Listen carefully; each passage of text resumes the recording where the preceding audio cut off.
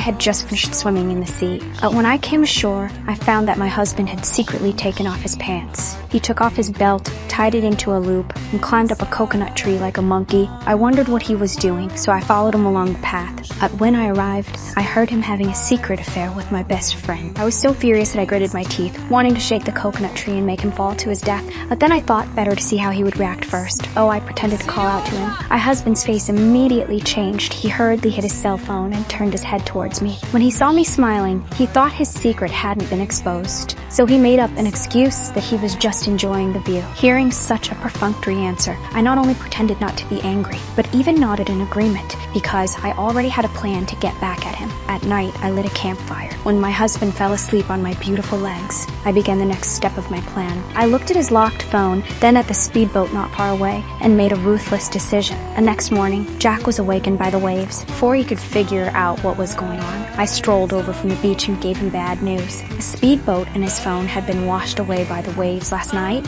I pretended to reassure him, saying not to worry if his island wasn't too remote, and maybe someone would come to rescue us soon. My husband looked a little suspicious, but he had no proof to expose me directly. After that, he sat on the beach pretending to enjoy the view. Seeing that he seemed unhappy, I pretended I was going to pick some fruit for him. Once I entered the forest, I quietly headed for a reef cave. The yacht and his phone were both hidden here at this was all part of my plan. Wanted to trap my husband on this deserted island forever, so he could never leave me. By evening, my husband and I were leisurely drinking red wine on the beach. As then, he suddenly noticed that the speedboat key was hanging around my neck. I was so careless. Luckily, Jack just turned his head calmly, and I had no idea what he was thinking. But the thing I feared most still happened. The next morning, while I was still asleep, my husband quietly sat up. I woke up in the middle of my dream. Seeing this, he quickly explained that he was just going to the bathroom. I felt something was wrong, and sure enough, when I touched my chest, the key was gone. Hurried to get up and chase him, but my feet were chained by him with an